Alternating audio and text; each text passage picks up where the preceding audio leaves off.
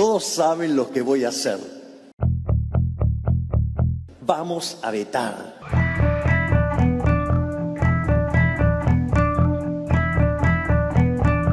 Sí, soy cruel. Sí, soy cruel. Sí, soy cruel. Sí, soy cruel. Sí, soy cruel. Bienvenidos a un nuevo programa de El Poeta y el Diván. Acá, un espacio de reflexión política, sindical, económica, filosófica y no sé qué diablos. Vamos creciendo, ¿no? Vamos creciendo, vamos expandiéndonos. Lo que sí nos vamos expandiendo, porque estamos en una etapa contractiva del capital. Y por lo tanto, lo que no crecen son los aportes. ¿Entendés? Mirá cómo me queda el pantalón, estoy bajando. ¿Sabes hace cuánto que no como carne, papi? ¿Hace cuánto que no como carne? ¿Entendés? El otro día me tuve que pelear con uno del subte porque me agarró, me quise saltar y me agarró, no, pibe, no. ¿Entendés? No puede ser más. Canal.poeta.diván. Necesitamos aportes, por más pequeños que sea, para que él y yo, o yo y él, podamos comer nuestro medio kilo de carne semanal. Qué triste invocar esta frase, pero no hay plata. No hay plata, necesitamos una remerita así, ¿no? Qué triste invocarla. Y lamentablemente no hay plata. No hay plata. No hay plata. Bueno, así está. Mi nombre es Javier de Fox y soy el pato de la revolución. Mi nombre es Fernando Ramírez, soy psicoanalista y docente universitario. ¿Cómo andás, Fernando? Muy bien. ¿Cómo se puede? Imagínense, ¿no? Acabamos ya de llorar de entrada, ¿no? Llorar la carta, de buena fe, pidiendo unos mangos acá para la causa, pero bueno. Como decíamos hace una Un semana. peso, ¿se acuerda de un peso para la cuarta? Es un peso para la causa. ¿Se acuerda de un peso para la Sí. cuarta? Para no ser tan secta, quiere en 30 segundos. Hacemos la quinta, si querés. Si querés hacemos la quinta. No, pero ¿se acuerda? Un peso para la cuarta, Sí, quiere sí. traducir un poco eso, porque no todo el público puede Un amigo utilizar. de Lalo Limón acá era el que medio que dirigía el internacionalismo, ¿no? Cuando salió el periódico internacional del Partido Obrero Sí. y se lo vendía por un peso. Sí, se un decía amigo de peso de Lalo para- Limón lo dirigía. Ah, bueno, usted lo manda más en cana, está. Y acá desde Bub Studio, Nicolás Rickman. Acordate, canal.poeta.diván para comer nuestro medio kilo de carne semanal. Hemos elegido un programa otra vez de índole teórico, ¿no? ¿Se podría decir? Reflexivo, teórico, ¿no? Que apuntale el pensamiento más, nos parece a nosotros agudo, ¿no? Para dilucidar problemáticas que hacen, ¿no? A las preocupaciones que este programa suele compartir y transmitir, Javier. Que hemos tenido buenas devoluciones personalmente, algunas movilizaciones, cuando nos cruzamos ahí en los bosques de Palermo, cuando nos cruzamos en algún lugar, siempre tenemos algún tipo de devoluciones positivas, no tenemos casi devoluciones negativas, pero... No, como que no, escúcheme, en los videos que Ah, hemos subido, sí. los trolls, los fachos de esa gente nunca falta, pero lo que pasa es que nosotros valoramos a los que realmente importan, ¿no? Pero igual esto es como una engaña pichanga, ¿no? Porque nos elogian todo, pero no ponen para el canal.poeta.diván algún tipo de aporte. Bueno, usted sabe que la gente tiene su tiempo, ¿no? Mi panza también. Bueno, Tenga paciencia. hemos elegido este tema, más allá que tiene un índole teórico, que buscamos generar un espacio de debate y que vos también sientes tus posiciones en tus comentarios, aparte de suscribirte. Pero vamos a ligar algo muy importante, que parecería muy lejano en la teoría de la práctica, pero bueno, como jugamos a ser marxista, vamos a tratar de vincularlo también con el presente de este año electoral. Así es, Javier. Nosotros tenemos pensado hoy compartir reflexiones sobre las problemáticas ligadas de la democracia, ¿no? Cuál es la concepción de la democracia que desde el marxismo, ¿no? Desde posiciones que, bueno, uno apuntala como revolucionarias, transformadoras de la sociedad, en función de esa clase obrera, ¿no? Que hace rato no aparece en escena para cambiar las cosas, pero a la que sin embargo desde ya históricamente seguimos apostando, ¿no? Decimos, bueno, ¿qué lectura, ¿no? En definitiva, nosotros podemos hacer de un sistema verdaderamente democrático, ¿no? En la sociedad que requerimos, ¿no? Con las tareas que la clase obrera, con la tarea que los trabajadores, ¿no? Adeudan históricamente para transformar las cosas, más allá de la crisis actual, ¿no?, que está atravesando esta democracia. Y Sí. ese es el primer diagnóstico que queremos Sí, acercar, sobre todo ¿no, Javier? porque lo que pareciera quizás en algún momento un debate agotado, cerrado, ha tomado nuevo auge. ¿Por qué? Porque uno en las redes sociales y en distintos medios de comunicación masivos o en distintas cuentas personales, uno escucha muy presente esta acusación de Milei es una dictadura. Como elogiando una democracia. Y me parece que es importante, en primer lugar, hacer una suerte de definición, de clarificación de este debate, en tanto y en cuanto, para los marxistas, vivimos una dictadura siempre.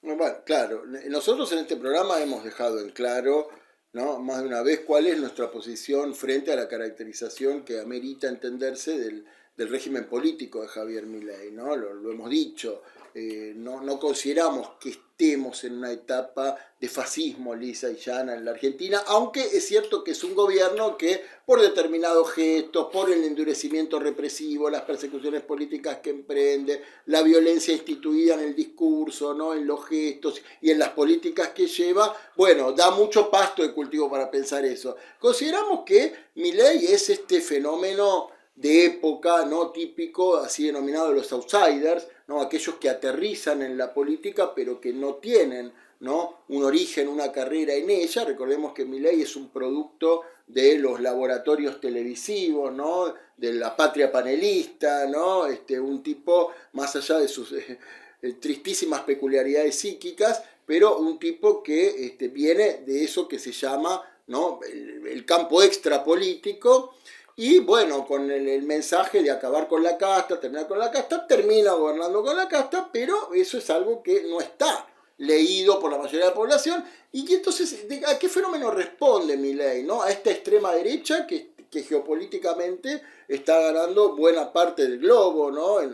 Lo estamos viendo en distintos lugares del mundo, un Milei apoyado por Trump, ¿no? Y un Milei que es cierto que viene como a terminar, Javier, de darle el golpe de gracia al vaciamiento que el sistema democrático, de lo que nosotros entendemos, ¿no?, como esta sociedad capitalista de clases, donde la clase dominante es la burguesía y el régimen político es la democracia burguesa, ¿no? Milei viene a terminar de darle ese golpe de gracia a este vaciamiento de la democracia burguesa. Y el río, esto me parece que es un primer punto. exactamente, porque ese golpe que viene a darle, lamentablemente lo que hay que tener cuidado, o hay que ver con atención, que puede servir como una cortina de humo para ocultar justamente que el sistema capitalista de por sí, independientemente del tipo de régimen que tenga, siempre es una dictadura de clase. No, eso por supuesto.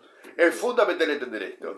Sea el gobierno de Milei es una dictadura de clase, el gobierno de Macri es una dictadura de clase, el gobierno de los Kirchner era una dictadura de clase, el gobierno de Alfonsín era una dictadura de clase, y así hasta en el pasado. Es fundamental en esto porque es importante entender que el Estado como tal, necesario para garantizar la reproducción del sistema capitalista, funciona como una dictadura.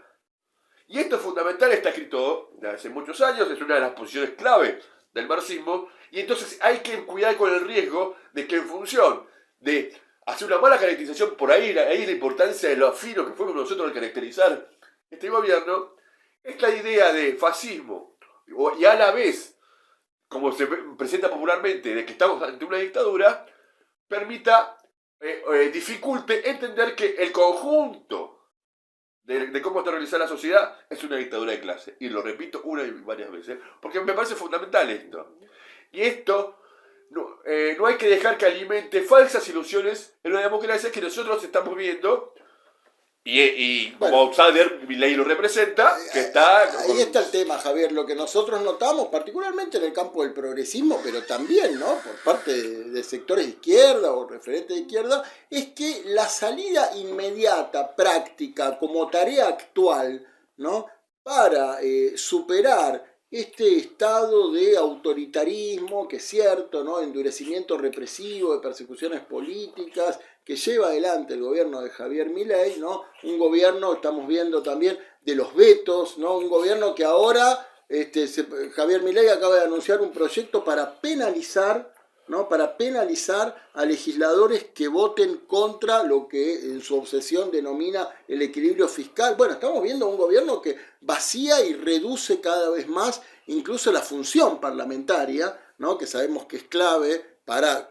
el andamiaje político de este sistema, ¿no? Pero la salida que se propone frente a esto es, bueno, recuperar el espíritu democrático, volver a las raíces, ¿no? A los fundamentos de la democracia. Bueno, ¿y de qué democracia se trata? De esta que vos bien acabas de caracterizar, ¿no? De la dictadura de clase, de la clase capitalista, de la clase dominante, del Estado como el garante para la reproducción jurídica y política de las relaciones sociales de producción capitalista y lo inalienable de la propiedad privada, ¿no? Bueno, todo eso que nosotros del marxismo podemos recordar someramente, en realidad tiene que ser parte de una conclusión política. No estamos planteando esto como la receta de los clásicos o de la posición dogmática, tiene que llevar a una conclusión política, porque Javier, si la democracia burguesa en el mundo, pero particularmente aquí en la Argentina, está mostrando síntomas de agotamiento tan profundo, no se trata entonces de una resurrección en esos fundamentos que la han agotado,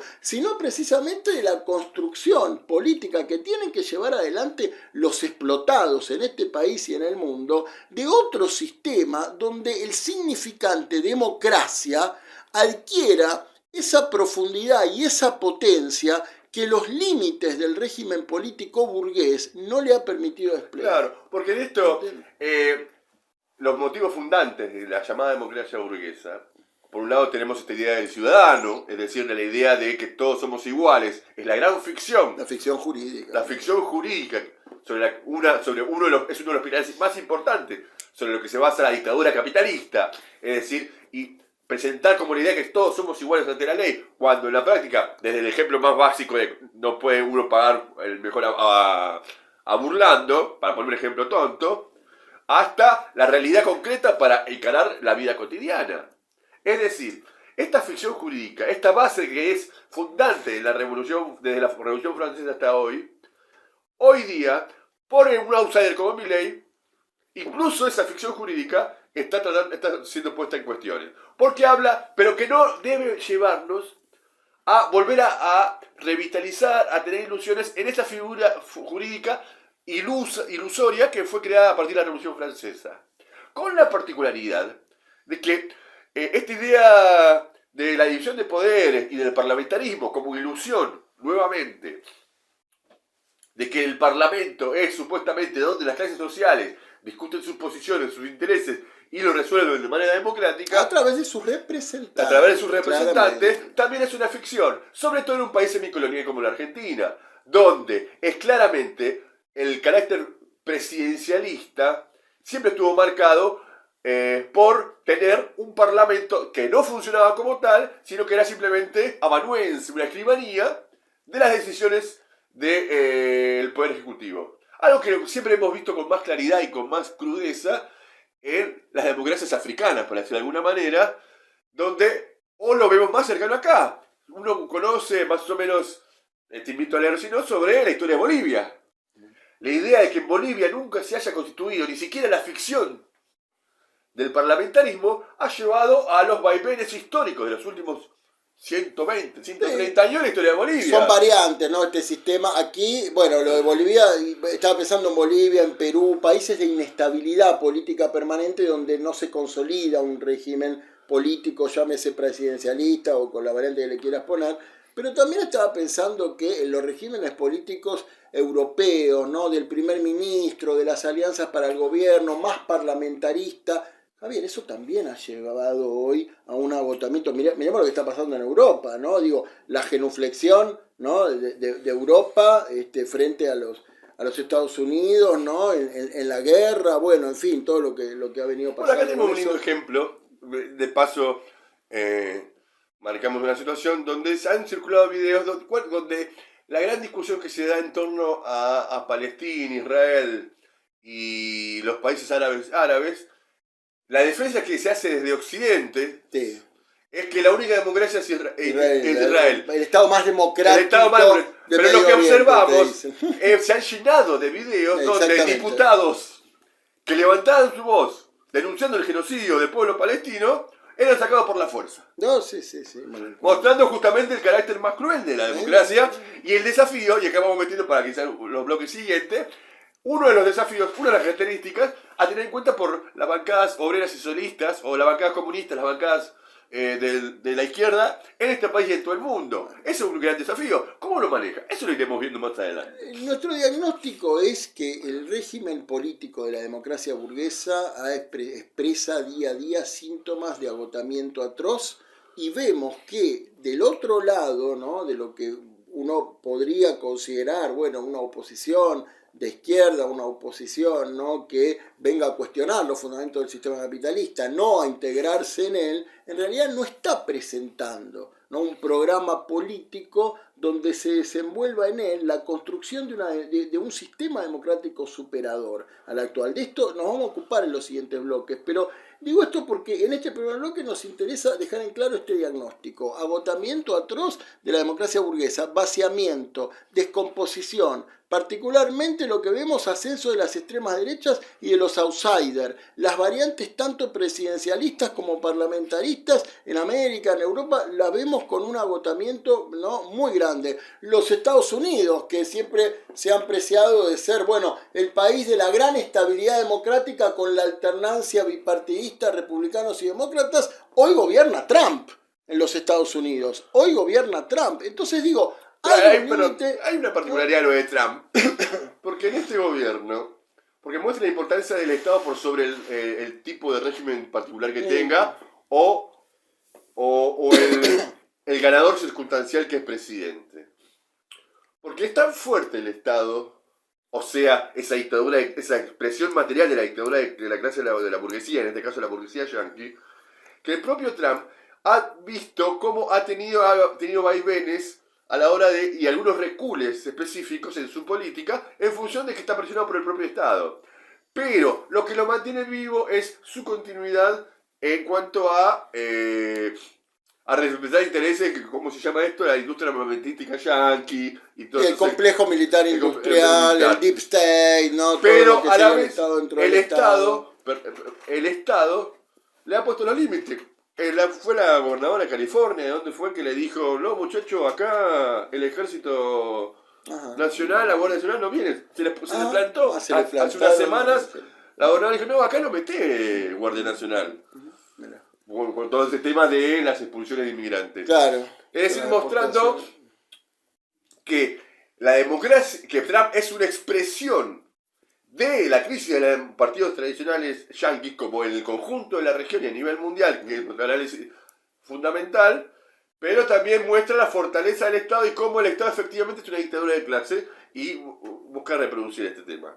Entonces estamos ante esta situación, me parece. Sí, vamos a ver también después, ¿no?, que esto seguramente no lleguemos a sintetizarlo en este programa, pero el papel que el Estado debe jugar también en un programa revolucionario, ¿no? Bueno, porque eso uno diría... Ahí bueno, sí perdemos todos los suscriptores. Pues seguramente, pero bueno, tengamos esperanza. Usted sabe que tengo un corazón... No quiero parecer Scioli, con fe, con esperanza, digo, pero tengamos alguna expectativa todavía, ¿no? Lo que digo es, frente a esta crisis terminal, ¿sí?, la solución es, por ejemplo, más diputados de izquierda. ¿Qué pregunta? No sé, pregunto, la solución es más proyectos de ley, más comisiones interbloque. Se entiende, yo sé que con esto podemos perder más suscriptores que con el tema del Estado todavía, pero son preguntas que hay que hacerse, porque el problema no es si un partido de izquierda se presenta a elecciones o no, sino otra vez, ¿bajo qué perspectiva? Si la perspectiva es pegar con la izquierda, por una oposición de izquierda, por más diputados de izquierda, ¿y qué quiere que le diga? Estamos al horno con la perilla al máximo. Cuando la perilla quema, la misma perilla quema y uno tiene que retirar la mano ya o manejarla con el repasador porque quema. Estamos en ese estado de cosas. Entonces, bueno, ¿cuál es la perspectiva para construir una democracia superadora a la existente en crisis, por supuesto, pero además, ¿no?, un sistema donde, bueno, todos estos síntomas de descomposición, ¿no?, de que da lugar a las extremas derechas, los outsiders, ¿no?, la reducción de los órganos parlamentarios, etcétera, bueno, dé lugar a otro sistema, a otra democracia, a otros fundamentos, ¿sí?, para el despliegue de la libertad en la cultura, en la sociedad y sobre todo, Javier, para romper efectivamente con esta división tan tajante que impone el sistema político jurídico burgués, donde la esfera de la economía va por un lado con la propiedad privada y la esfera de la política, del somos todos iguales ante la ley, todo va por otro, porque el punto es proteger fundamentalmente a la propiedad privada. Seguiremos analizando esto en el próximo bloque de El Poeta y el Diván. Nos estamos viendo. No creo que los niños argentinos tengan derecho a venir al Garrahan a ser curados. Ese derecho yo no lo conozco en ningún lado. No consuma Franchella. ¿Usted la vio la película? No, yo dije que vi TikToks. A ver, no sabes que están choreando, sabes que Tomás está choreando. No te puedes hacer el boludo conmigo, pero no me tiren a mí este fardo. O sea, ya llega a haber algún quilombo y a mí no me cuidan. Yo esto soy el presidente. Tengo todo lo WhatsApp de Karina, olvídate.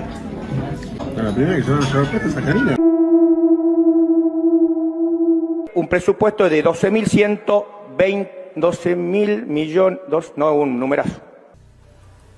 Pero cómo con tanta vehemencia está Cuando vos ves defendiendo mucho algo? TikTok, Está cuando bien. vos ves mucho TikTok, Bueno. vos ves casi toda la película.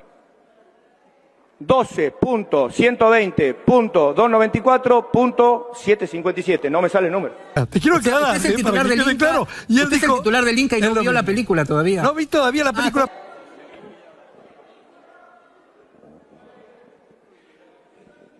En él, es tan grande el número que no me sale. No consuma Franchella. Seguimos acá en El Poeta y el Diván, bloque número 2. Reflexionamos sobre dictadura, democracia y elecciones.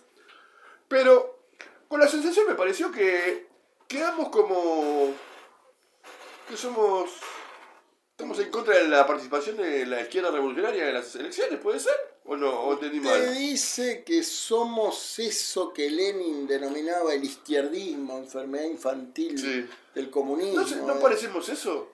Bueno, digo, hay gente para todo, como decían los viejos, así que hay que ver cada cual qué quiso escuchar. Yo creí haber dicho, no estamos en contra de que un partido de izquierda que se proclame revolucionario, etcétera, se presente a elecciones. El problema no es ese, ya Vladimir Ilich Lenin, ¿no?, lo decía con todas las letras.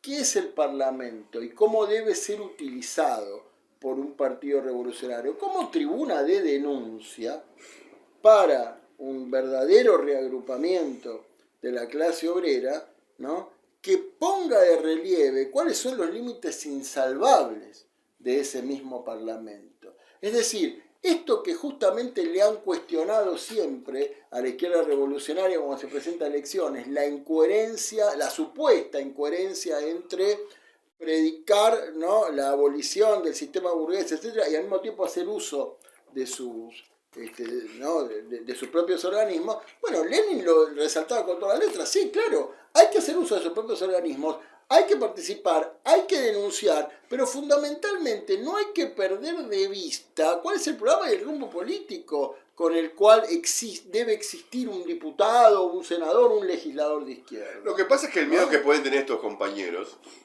los que se oponen a la participación electoral más allá de alguna decisión oportunista para ocultar algunas debilidades, como en su momento el PCR, es que la experiencia más importante y más clara que ha tenido la historia de los partidos revolucionarios, el Partido Socialdemócrata Alemán, ha terminado lamentablemente una mala experiencia, porque está bien, podemos tener 5 diputados, poner el FITU, y bueno, ahí nos paramos.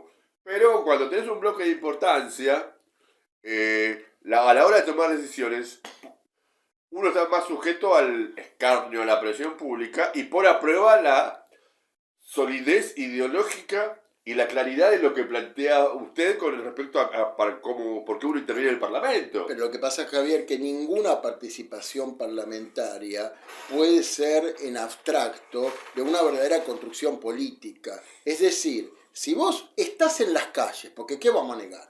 Que la izquierda esté en las calles, eso es ridículo. Si vos estás en las calles, como está la izquierda efectivamente, ¿no?, Pero a partir de eso, el capital político es poco y nada, más allá de estar en las calles, más allá de participar en las listas electorales de los sindicatos, más allá de ser parte de todos los conflictos, más allá de lo que fuere.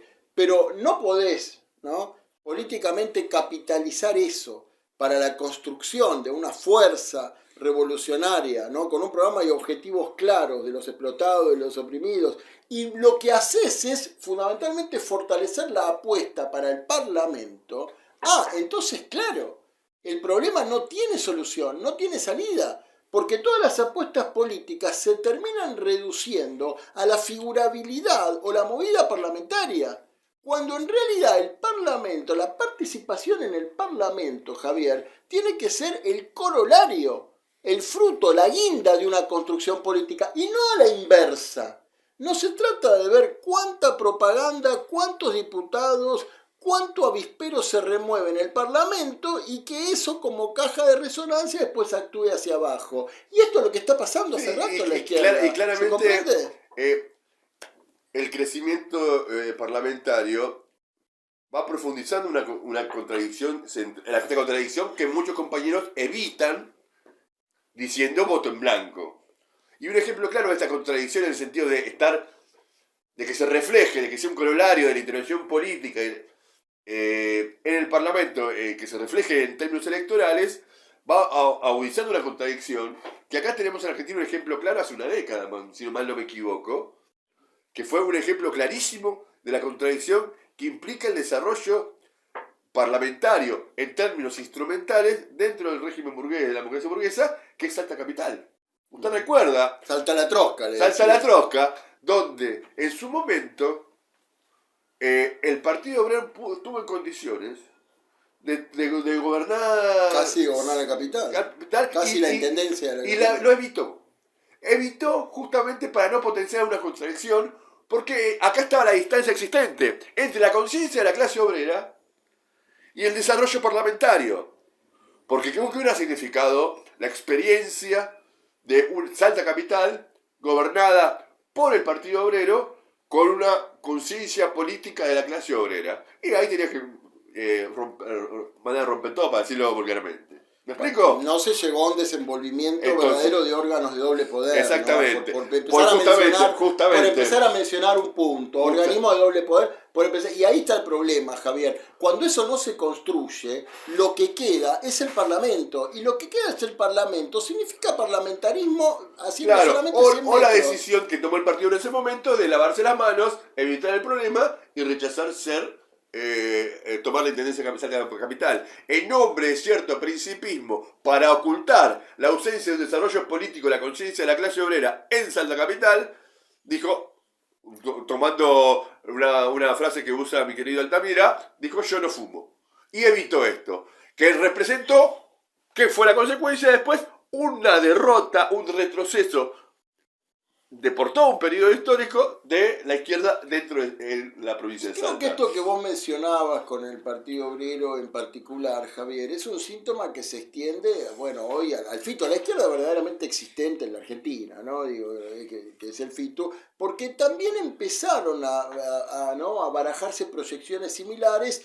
con Jujuy, por el efecto Vilca, ¿no?, el diputado del PTS en el FITU, o incluso en Mendoza, de donde emergió el propio Nicolás del Caño. Es decir, se trataron de lugares, por supuesto no estoy diciendo que las experiencias hayan sido similares, no estoy diciendo que haya sido exactamente lo mismo Jujuy que Salta, que Mendoza, pues ya me van a decir, no, fueron casos distintos, no estoy negando eso. Lo que digo es, había proyecciones políticas donde se empezaba a plantear que en esos lugares existía un viraje en la conciencia, que por algo, que aún recibiendo un voto contradictorio y despolitizado, esto expresaba una crítica.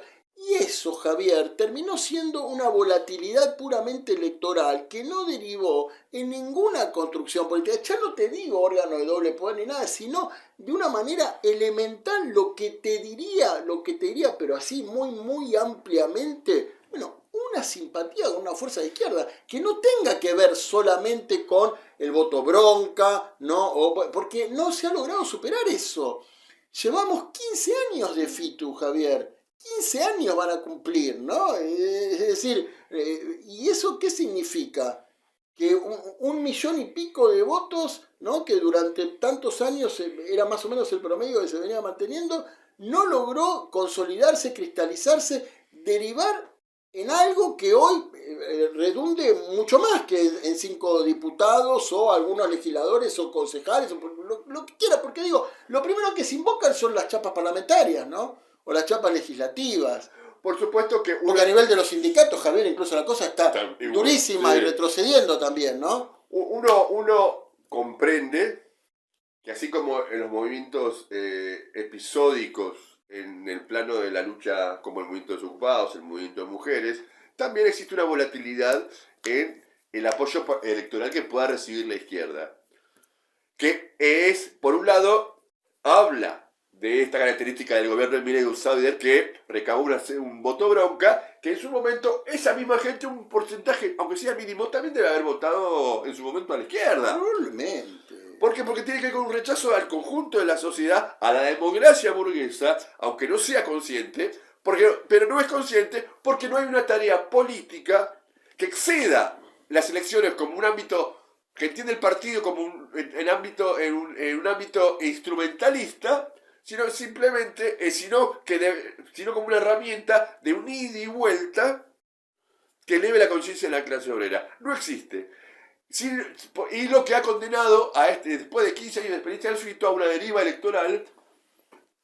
Y entonces, Javier, en ese sentido, es todavía más difícil, ¿no? Plantear, bueno, cómo superar esta democracia en crisis. Porque si nosotros nos remitimos a los clásicos del marxismo, ¿no? Digo, a Lenin, a Trotsky, empezamos por lo que el propio Marx decía sobre la democracia, ¿no? Tenemos muchas de sus consideraciones, bueno, en sus escritos de juventud, ¿no? Estoy pensando en la cuestión judía, pero digo, también en escritos, por supuesto, posteriores, ¿no? El 18 Brumario, ¿no? La lucha de clases en Francia, estoy pensando en la crítica del programa Gotha, ¿no? Bueno, Marx todo el tiempo denunciaba a la democracia, ¿no? Y al Estado como los envoltorios y los organismos por excelencia para mantener, ¿no? El sistema de dominación de la clase burguesa, ¿no? El propio Lenin, consciente de esto y sobre todo tomando en cuenta lo que había sido la experiencia, ¿no? del partido bolchevique en la Duma y todo en Rusia, bueno, él decía, ¿no? Y también Trotsky, ellos planteaban que las masas no habían terminado de agotar sus ilusiones con la democracia burguesa, con el sistema de democracia burguesa. Entonces, que bueno, había que ver cómo el partido, ¿no? que iba a dirigir a la clase obrera, ¿no? Y esta clase obrera que tenía que construir otro sistema, tenía que poder ir graduando, manejando ese problema, ¿no? El propio Trotsky, que tanto ha escrito,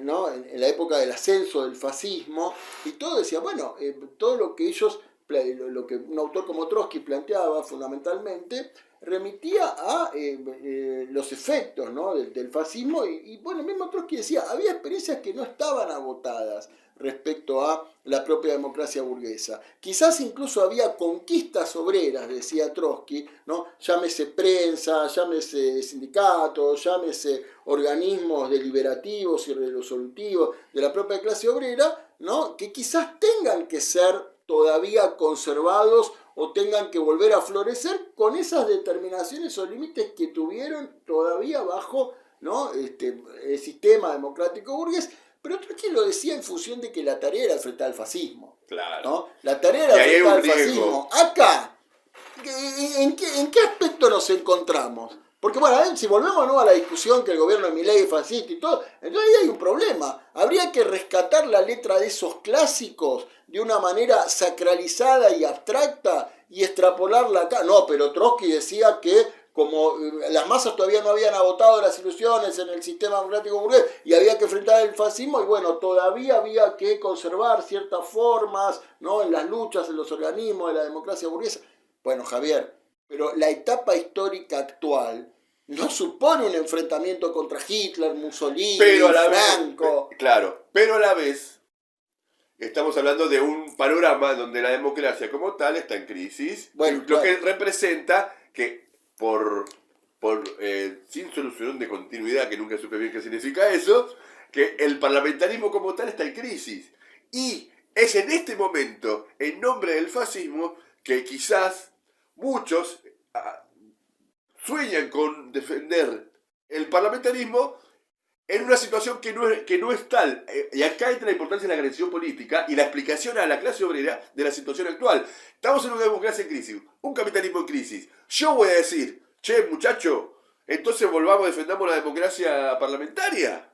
¿Yo voy a decir eso? Estoy equivocado entonces. ¿Tengo una agresión equivocada?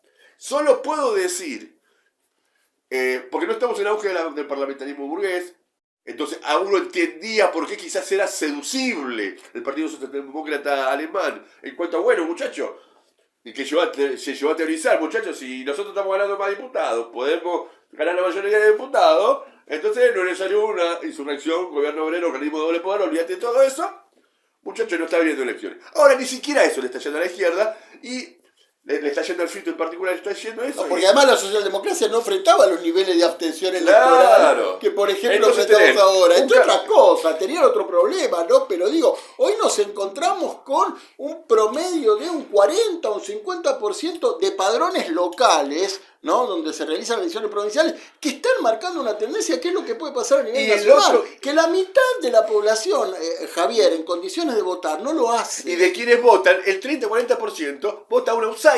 Bueno. Es decir, alguien que se caga en el Parlamento.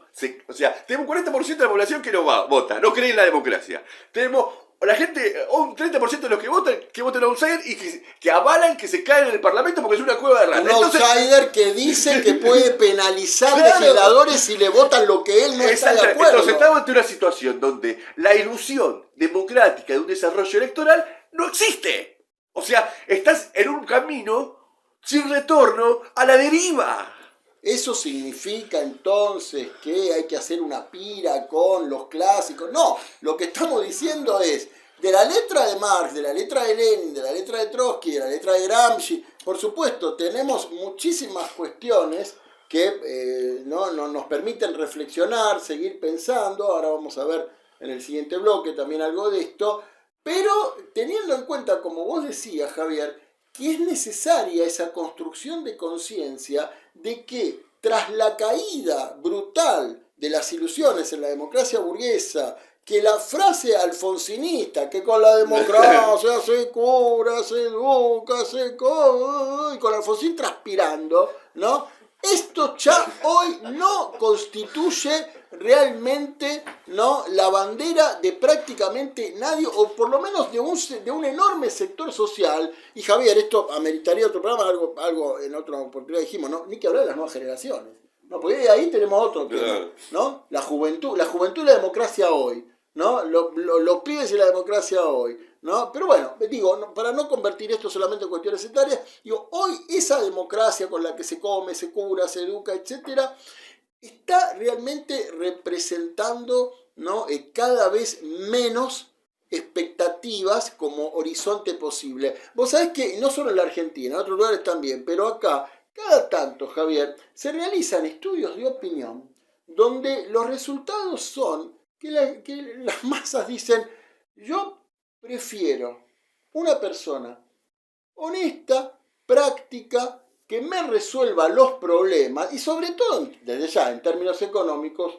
aun cuando eso signifique que no sea tan democrático o autoritario. Más de una vez se han hecho estos estudios de opinión donde se arroja que la democracia, tal como la conocimos hasta ahora, es un valor cada vez más en disvalor. Claro. ¿Se comprende? Y es un valor, y en esto ya empezamos a cerrar, mi querido Fernando, que nos plantea que esta discusión que está creciendo en la población de democracia o dictadura gira en el vacío.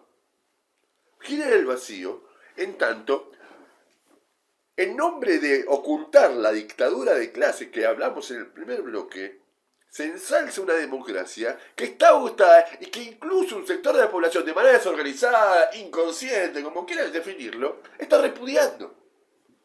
Entonces, ante esto, ¿cómo debería ser la participación electoral de las organizaciones que se reclaman revolucionarias? ¿Cuál debería ser la función? ¿Cuáles deberían ser los elementos centrales que deberían hacerlo? Me parece. Entonces, esto lo hablamos en el próximo bloque, ¿le parece? Sí, por supuesto, haremos como siempre lo que podamos, ¿no? Dale. Muchas gracias. Nos vemos en el tercer bloque. Ya me estaba saludando. Tercer bloque del Poeta y el Diván. Acordate, canal.poeta.diván para comer nuestro medio kilo de carne roja por semana.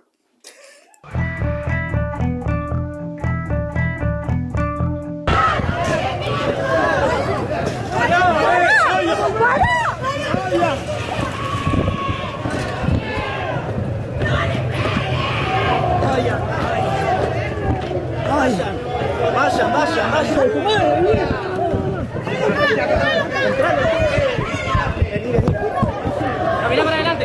En el ojo me lo tiró, hijo de puta. ¡Pará, la puta que te parió!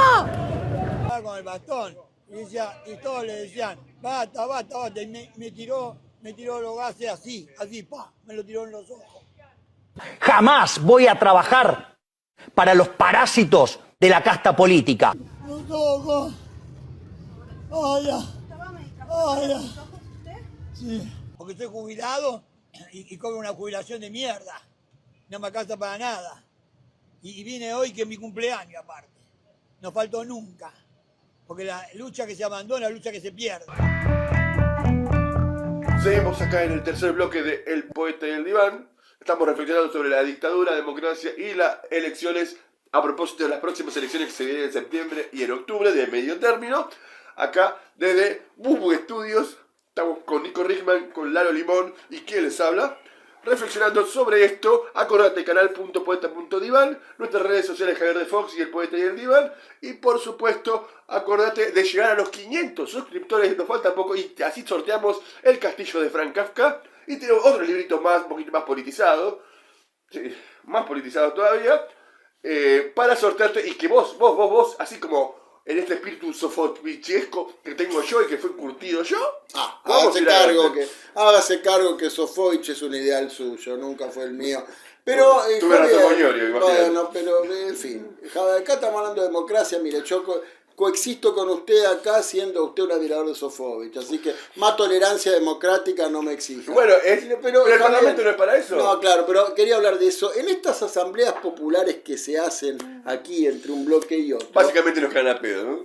Bueno, usted lo sintetizó mejor. Pero nos apuntalaban bien, que bueno, que está bien, digo, partimos de la base de que vemos el problema de la izquierda que está, ¿no? Digamos, más volcada hacia la integración al régimen parlamentario burgués que hacia su superación, ¿no? Que no sale del problema electoralista, que no ha construido, ¿no?, por abajo algo más que su presencia fáctica en las calles, que nadie niegue y todo. Y claro, nos decían, bueno, pero frente a embestidas autoritarias, represivas, como las que, por ejemplo, estamos observando, ¿no?, permanentemente por parte del gobierno de Javier Milei, las clásicas ya represiones a los jubilados, los miércoles, ¿no?, los discursos violentos, las amenazas, todo lo que estamos viendo, que no tenemos que defender libertades democráticas. La izquierda no tiene como una de sus funciones defender las libertades democráticas, las libertades civiles. Sí, claro, por supuesto, porque esa tiene que ser la tarea de un comunista. Perdóneme, yo voy a hablar de comunismo. No es el programa de Di Natale. No estamos en el programa de Di Natale. Entonces, la tarea de un comunista, por supuesto que tiene que ser en determinadas etapas políticas. Nosotros diferenciamos. Acá no se trataba de esa etapa del fascismo, del nazismo, donde escribían los clásicos, lo que escribía Trotsky, ¿no? Bueno, qué hacer frente a las ilusiones de la democracia que todavía tenían las masas, frente al fascismo. No, acá estamos en otra etapa. Pero sí, cuando aparecen, ¿no?, regímenes políticos como los de Javier Milei, con estas tendencias tan autoritarias y represivas, decimos, bueno, claro, las libertades democráticas tienen que ser defendidas. Ahora, tienen que ser defendidas, Javier, ¿sí?, como un principio de conservación del sistema, del statu quo, o tiene que ser defendida como parte de una estrategia para el pasaje a la ofensiva de la clase obrera. En definitiva, Javier, eso no significa que tiene que abrirse claramente una oportunidad para que sean otros los actores sociales que tomen las verdaderas tareas democráticas. Bueno, ahí justamente... Ahí está el punto. Ahí está el punto. O eso lo tiene que resolver el diputado de izquierda. Bueno, y ahí tenemos un derrotero específico de un partido de izquierda específico que confundió este problema, que fue el viejo MAS. El viejo más confundió este problema en tanto convirtió la recuperación de las libertades democráticas a la hora de su fundación. Hay más semejanza de la reconversión que sufrieron los distintos partidos comunistas de Europa, el llamado eurocomunismo. A imagen de eso, y también del PSOE, porque creo que también Nahuel Moreno opinó sobre el PSOE, confundió la idea de recuperación de las libertades democráticas con la defensa de la democrática, con la defensa de la democracia burguesa, incluso sacando un texto muy conocido que es así, Revolución Democrática, o se viene la Revolución Democrática, una cosa así, regresando... No, Moreno había caracterizado que Alfonsín era el Kerensky, argentino. Usted me hace recordar cada cosa. Lo que ha sido, más allá de todas las viudas del viejo más, todas siguen de una manera u otra suscribiendo a esta idea. Suscribiendo la idea de que la revolución democrática es un proceso necesario, además de semejanza de los bolcheviques, en donde terminan entendiendo que el socialismo es ni más ni menos que la ampliación de la democracia burguesa. Bueno, ahí quiero volver a citar a esta autora marxista que en otra oportunidad también recordamos, ¿no? Ellen Making Booth, ¿no? Una marxista nacida en Estados Unidos, que estuvo mucho tiempo en Canadá, pero que ha discutido mucho con los marxistas británicos, ¿no? Donde ella ya planteaba, ¿no? En ese contexto de eurocomunismo que vos planteabas, ¿no? De los marxistas británicos, del Partido Comunista Británico, que habían formado un grupo de sociólogos, ¿no? Que estaban tratando de ver justamente cómo entendían la relación entre democracia y socialismo a finales de los 70, o sea, ya, ¿no? En las vísperas de todo lo que después iba a ser la perestroika, la caída del muro unos años después y todo. Y ella decía, la democracia el socialismo no puede ser lisa y llanamente, ¿no? La cuantificación, la mera expansión y la extensión de la democracia burguesa. Entonces ella lo que veía es que para estos marxistas británicos existía una línea de continuidad entre la democracia capitalista y la democracia socialista, donde se trataba simplemente de extender y expandir los derechos ya existentes, ¿no? Que lo que ella decía era, bueno, esto de ninguna manera posibilita el salto cualitativo que se requiere para la construcción de una sociedad socialista. ¿Por qué? Porque, entre otras cosas, expandir, extender, ¿no? Los derechos ya preexistentes y decir, bueno, ahora sí, entonces, como pudimos cuantificarlos, masificarlos, tenemos básicamente asegurado el terreno para una verdadera democracia socialista. Ella decía, no produce la ruptura que requerimos para la construcción del socialismo, que es volver a unificar la política y la economía. Pero eso me parece clave, porque justamente cuando nosotros hablamos de dictadura de clase, nos referimos que más allá de que con la cobertura de la democracia parlamentaria, representativa, bla, bla, bla, bla, se sostiene y se busca ocultar la dictadura del capitalista en la actividad diaria, que es en tu fábrica, en tu lugar de trabajo. Porque tu lugar de trabajo es una dictadura. Y esa dictadura es en lo elemental para un ser humano, que es cómo organiza su producción, cómo resuelve sus necesidades, sigue siendo decisión de una minoría de la sociedad que, con el cuento de que no, acá cada 2 años votamos, sigue manteniendo sus políticas económicas, que lo vemos más que nunca descarnado o menos descarnado de acuerdo a qué gobierno tenga tal o cual país, en este caso con Milei donde vemos incluso si son gobiernos que tienen choques con la clase capitalista, como ha pasado, ¿no? Acá lo vimos con el kirchnerismo, pero también ahora lo estamos viendo con Milei, ¿no? Que choca con determinados empresarios, con determinados bancos, ¿no? Entonces, esto que vos decís, Javier, es muy importante porque bajo el capitalismo, rija el sistema que rija, no digo dictaduras, democracias, no, como vos decís, el fondo es una dictadura de clase, pero sobre todo el capitalismo se puede reproducir porque se mantienen de manera separada las esferas de la política y de la economía. Es decir, para el campo de la política rigen los derechos, supongamos que estamos dentro de una democracia, ¿no? Los derechos, la participación civil, el derecho al voto, la libertad de prensa, etcétera.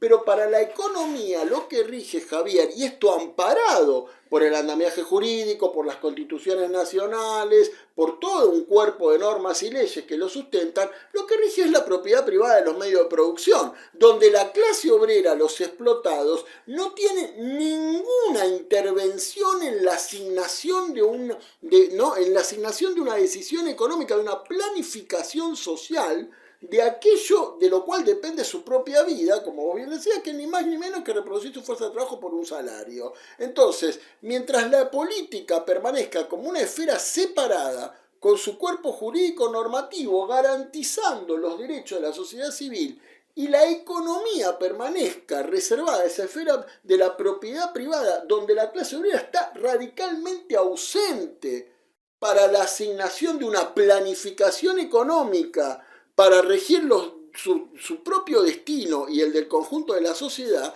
mientras exista esta separación, por supuesto que no hay una democracia cualitativamente distinta. Y acá... Porque esa separación, como decía, es la que garantiza la dictadura del capital. Claro. Y esto nosotros ya nos hemos referido en el programa anterior, porque frente a esto, la izquierda elige jugar al babyfútbol y no en el Maracaná. Se centra en dar la discusión en términos superestructurales de la democracia burguesa, siempre, obviamente, sin caer en la idea de que no existen expectativas de la clase obrera en esta democracia burguesa, pero cae en jugar en la cancha de babyfútbol. Y nosotros tenemos acá, hoy estoy explotando mi lado de historiador. Nosotros tenemos una experiencia interesante del primer partido obrero que tuvo la Argentina, que es el Partido Socialista. El Congreso de Avellaneda fue en 1918. El de Avellaneda fue en 1918. No, pero cuando se formó el Centro Carlos Marx, 1900... Ah, no, ahí me mató. Un par de años, 1905, 1906. Sí, ahí puede ser, me mató. Que fue una primera ruptura. El recinto de desarrollo de una ruptura que después terminó en la fundación del Partido Comunista. Pero hubo un tercer elemento que es muy importante entender hoy día frente a las elecciones, que es el Partido Socialista Independiente. El Partido Socialista con Tomaso a la cabeza. Tomaso, que integraron la concordancia. Claro, ¿no? ¿Por qué la importancia de esto? Porque el desarrollo del Partido Socialista, aún a pesar de renegar de su pata obrera, su estructura burocrática, los Juan B. Justo, Nicolás Repeto, etc., su desarrollo... No se olvide de Norteamérico Scholl. Su desarrollo en el plano electoral, separado de la lucha política concreta en el seno de la clase obrera para formarla, llevó a la formación de una autonomía de los de Tomaso, aislando, en la cual nosotros los diputados decimos por fuera que terminó redundando en la formación del Partido Socialista Independiente. Pero previo a eso, Javier, me dio el Congreso del Partido Socialista de Avellaneda, donde allí se adoptó la resolución de la separación entre la política y los sindicatos. La USA era la central sindical, creo que sí. Sí, esa fue una central sindical de lo que después fue el sindicalismo, la tendencia sindicalista. Pero el Partido Socialista, con ese Congreso, lo que hizo fue sellar la suerte de buena parte de la clase obrera, ¿no? Que fue pasto de cultivo para el peronismo. Claro. Porque esa autonomía de los socialistas siendo en los sindicatos dio lugar a distintas tendencias, y una de ellas a la propia tendencia sindicalista, ¿no? Entonces, bueno, eso dio lugar a sentimientos nacionalistas, autonomismos, caudillismos, ¿no? Digo, todo lo que después fue un pasto de cultivo importante para el peronismo. El propio Partido Socialista después trató de revertir permanentemente los efectos del Congreso del 18, pero digamos que le ha costado muchísimo. A tal punto, Javier, que como fue el caso de Tucumán, federaciones enteras de sindicatos, obreros, socialistas han integrado la fila del peronismo. Claro. Esto es una demostración histórica de las consecuencias de un desarrollo en términos de división, no de independencia de las políticas, porque claramente uno debe tener una política determinada electoral, una política determinada sindical, una política determinada estrictamente política o ideológica. Claramente son elementos que tienen su propia característica, pero la división absoluta en la cual uno abandona la lucha por la formación, elevación política de la clase obrera, y lo hace en nombre de que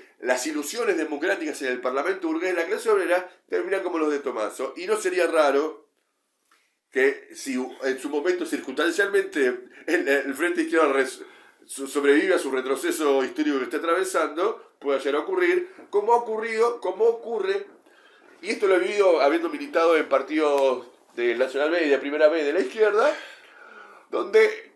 Vamos a hacer un programa de fútbol y política, ¿no? Porque usted lo llama todo el tiempo, eso me parece. Y ocurre hoy día ¿con quién? En el Sunda, con el Partido Obrero y Crespo, ocurre en donde, en nombre de la presión para tener una inserción en la clase obrera, se le da una autonomía a ese dirigente, ocurre en los partidos chicos y ocurre también ahora con Alejandro Crespo, que somete al compañero que es dirigente o los dirigentes sindicales clasistas, somete a las presiones de sus bases, de bases que, como no luchan para desarrollarla intelectualmente, desarrollarla políticamente,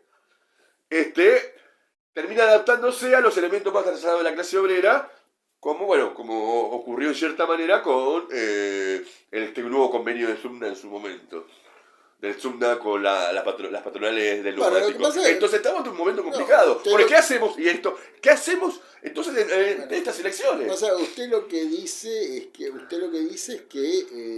bueno, escúcheme, ya le dije hace poco, tengamos expectativas, la política se renueva, se presentó Caruso Lombardi sí, pero se bajó el Chavo. Se bajó el Chavo. ¿El Chavo metalero? Se bajó. Oh, qué mala ¿Sabes por qué dijo? Pero esto está muy bien. ¿Sabes por qué dijo? ¿Por qué y yo no voy a ir a una lista fascista, dijo.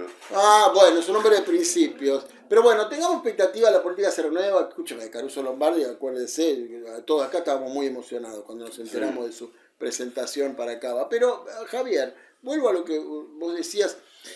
A ver, estamos en un momento donde la izquierda claramente, ¿no?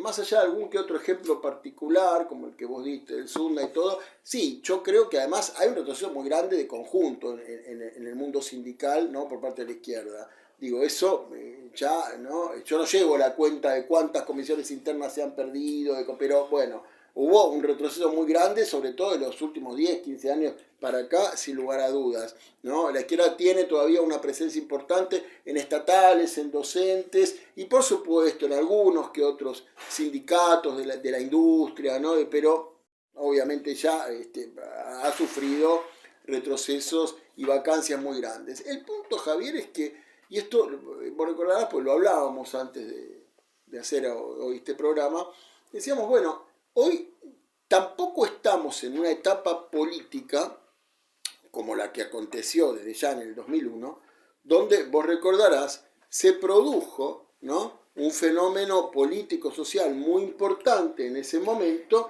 que fue toda esta producción, esta construcción de instancias, acontecimientos, situaciones, y si vos querés claramente organismos, ¿no?, organizaciones políticas sociales tales como las asambleas populares, el movimiento piquetero, las fábricas tomadas, ¿no?, los movimientos sindicales antiburocráticos y el movimiento estudiantil, como lo vimos sobre todo en el caso de la UBA, recuperando los centros de estudiantes para los estudiantes, ¿no?, expulsando a la franja morada con, por supuesto, el apoyo a los votos de los estudiantes. Y todos esos organismos, todas esas instancias, claro, tenían muchísimos problemas de entrada, ¿no? Digo, composiciones policlasistas, ¿no? En el propio movimiento piquetero vimos todo tipo de tendencias también, ¿no?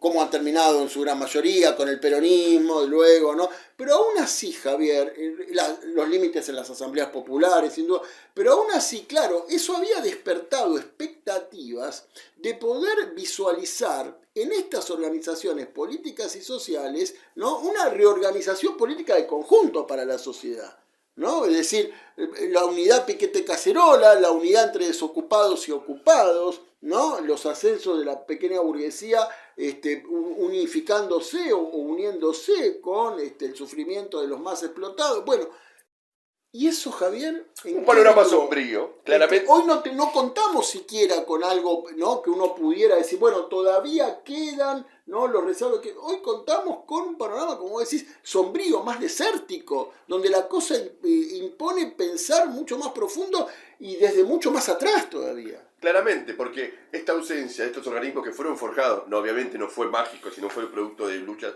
de años previos, nos presenta... Le salió el cristinismo y no fue magia, le falta decir ahora Che Milei.